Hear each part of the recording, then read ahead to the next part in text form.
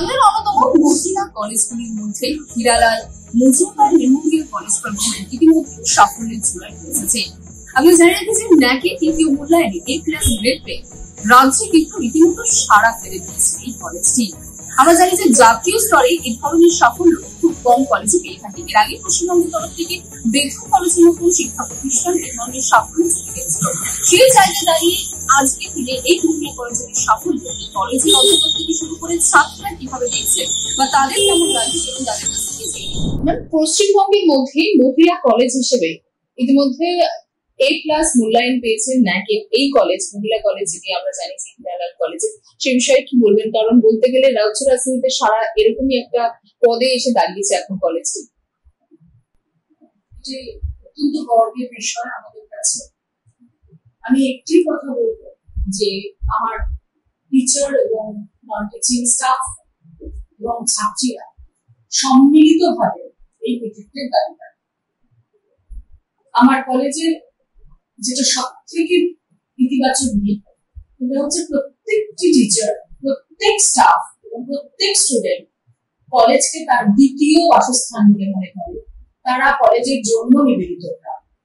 আমার 27টি বিভাগ আছে, 18টিতে অনার্স এবং 9টি শুধুমাত্র মাল্টিডিসিপ্লিনারি প্রোগ্রাম হিসেবে পড়ানো হয়।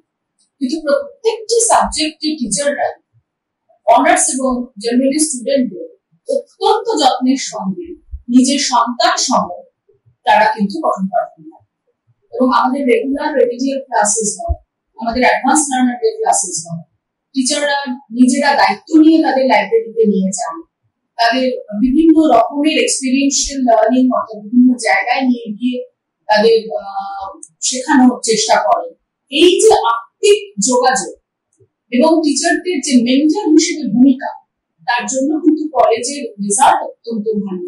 আমাদের বিগত 5 বছরের রেজাল্ট 90% বেশি পাস পার্সেন্টেজ।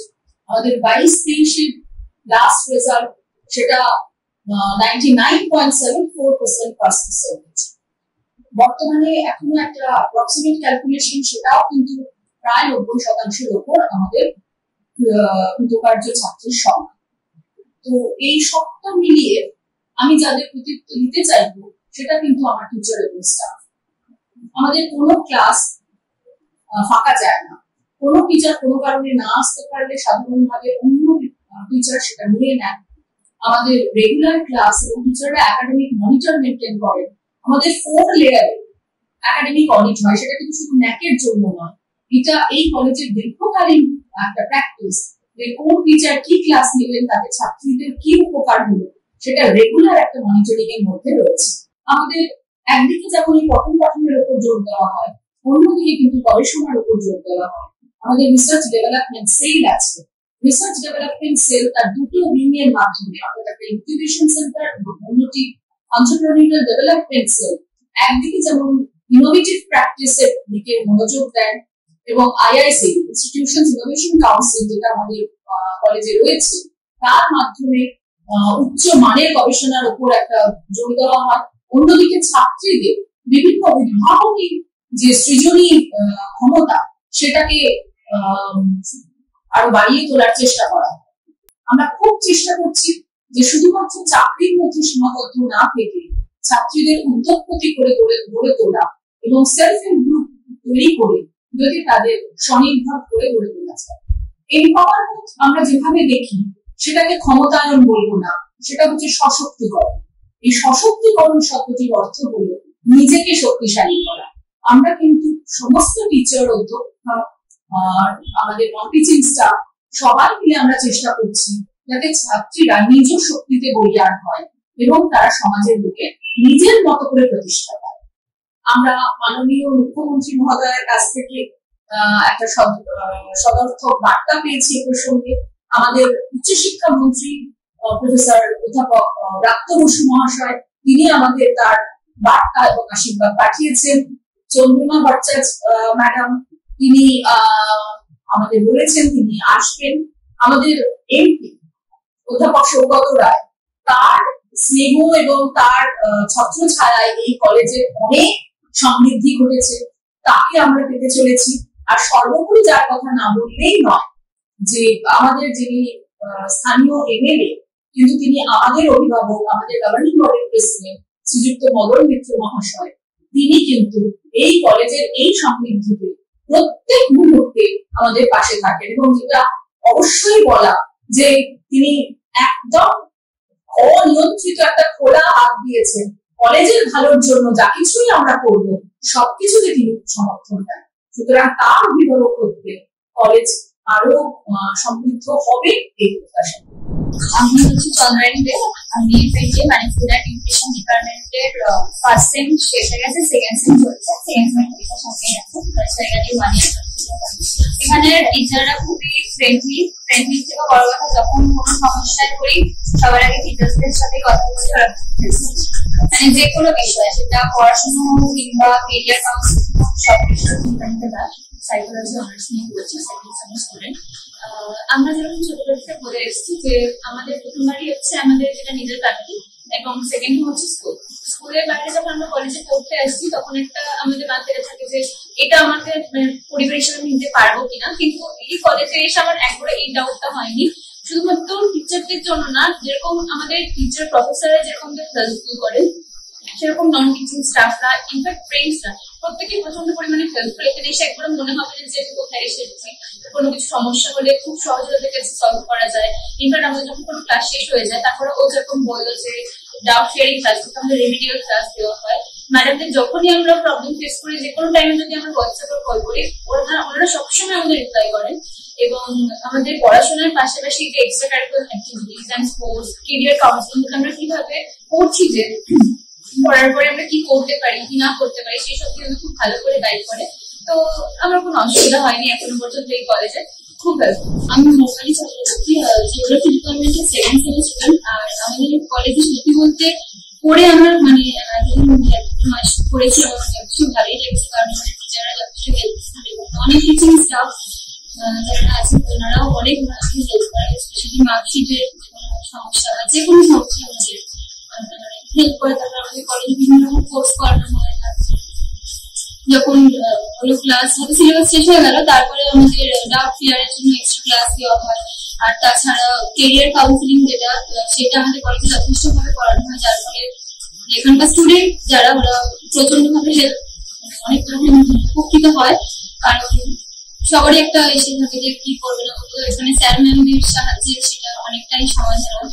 আর ওভারঅল আমার তো যথেষ্টই ভালো লাগছে, কারণ টিচার থেকে শুরু করে স্টুডেন্ট, মানে আমার যারা ডিপার্টমেন্টের বাইরেও সবাই, নন টিচিং স্টাফ যারা, তারা প্রত্যেকেই যথেষ্ট হেল্পফুল।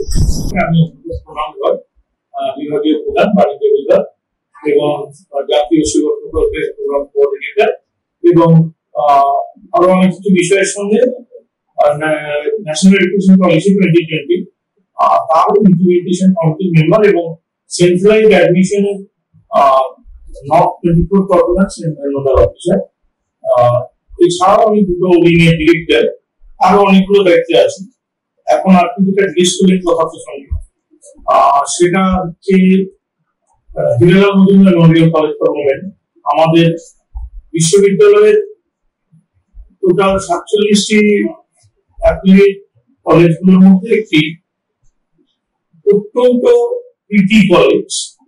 এই কলেজটিকে আমরা যখন বিশ্ববিদ্যালয়ে জয়েন করি 2009 সালে, যখন কলকাতা বিশ্ববিদ্যালয় থেকে কলেজগুলি বাইফার্কেটেড হয়ে আছে part of statutory norms, Paschimbanga রাষ্ট্রীয় বিশ্ববিদ্যালয় আসে, তখন দেখেছিলাম খুব ছোট একটা কলেজ, খুব বেশি দিন হয়নি।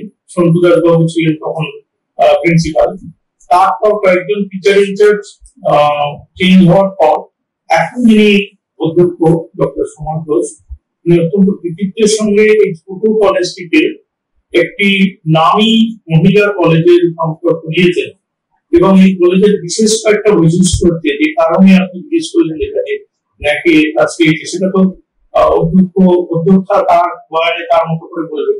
আমরা যেটুকু বিশ্ববিদ্যালয়ের দৃষ্টিভঙ্গি থেকে দেখছি, এখানে বিশেষ বিশেষ কয়েকটা বিষয়, যেমন প্রতিটি ছাত্রীকে কিন্তু 1:1 ক্যাটার করা হয়, এবং শুধুমাত্র টিচার হিসেবে নয়, যেটা আপনারা বলেন বা এনইপির ভাষায় বলা হয় মেন্টর, প্রতিটি ছাত্রের বিষয়ে কিন্তু, বা ন্যাকের ভাষায় যেটাকে মেন্টর বলা হয়, মেন্টর হিসেবে টিচাররা দেখেন। অন্তত আমার অভিজ্ঞতায় আমি জানি যে ক্লাসগুলো কোনোভাবেই অফ যায় না, কারণ এখানে ওই আইটি বেসড মনিটরিং সিস্টেম আছে, যারা ম্যাপিং করে প্রত্যেকটা টিচার ক্লাস করছেন না, ক্লাস পাঠিয়েও অ্যাসাইনমেন্ট গুলো ঠিক না। এবং পশ্চিমবঙ্গ সরকার যেমন মাননীয় মুখ্যমন্ত্রী যেমন প্রতিটা বাচ্চাকে বিভিন্ন ধরনের সুবিধা দিয়েছেন হায়ার এডুকেশনের জন্য, তার অঙ্গ হিসেবে Hiralal Majumdar Memorial college for women সেও কিন্তু ওমেন এম্পাওয়ারমেন্ট কথাটাকে শুধুমাত্র পোশাকি অর্থে না রেখে, শুধু বইয়ের মধ্যে সীমাবদ্ধ না রেখে, সত্যিকারেরই তাদের এই বাচ্চাদের একেবারেই পরিপূর্ণ মহিলার রূপ দিতে চাইছে, যাতে তারা সংসার সামলানোর পাশাপাশি তারা বিভিন্ন বিষয়ে মনোযোগ দিয়ে নিজেদের ব্যক্তিত্বটাকে তুলে ধরতে পারে, যেটাকে আমরা বলি পার্সোনালিটি ডেভেলপমেন্ট। এবং তার মাধ্যমে কলেজ কিন্তু অটোমেটিক্যালি তার যে স্বীকৃতি প্রাপ্য ছিল ন্যাকের কাছ থেকে সেটা পেয়েছে। ভবিষ্যতে আমরা চাইবো যে, যদিও এটা আমার বিশ্ববিদ্যালয়ের নীতির পরিপন্থী, এটা কতটা আমি যুক্তিসঙ্গত কথা বলছি তা আমি বুঝতে পারছি না, কিন্তু শিক্ষক বা অধ্যাপক হিসেবে চাইবো যে অটোনমির জন্য কলেজে অ্যাপ্লাই করবে। ইউজিসি পোস্ট গ্রাজুয়েট কলেজ এবং অটোনমাস কলেজ, এই দুটো কলেজের উপর খুব জোর দিচ্ছে এবং এই এনইপিতে তাদের রিসার্চ সেন্টার করা, তাদের জন্য নতুন ধরনের চিন্তা ভাবনা করা এবং পোস্ট গ্রাজুয়েট কলেজকে রিসার্চ সেন্টার করে দেওয়া, যেটা এখন আন্ডার গ্রাজুয়েট কলেজগুলো করতে পারছে না, সেই দিকেও কলেজ নিশ্চয়ই চিন্তা ভাবনা করবে বলে আশা রাখি।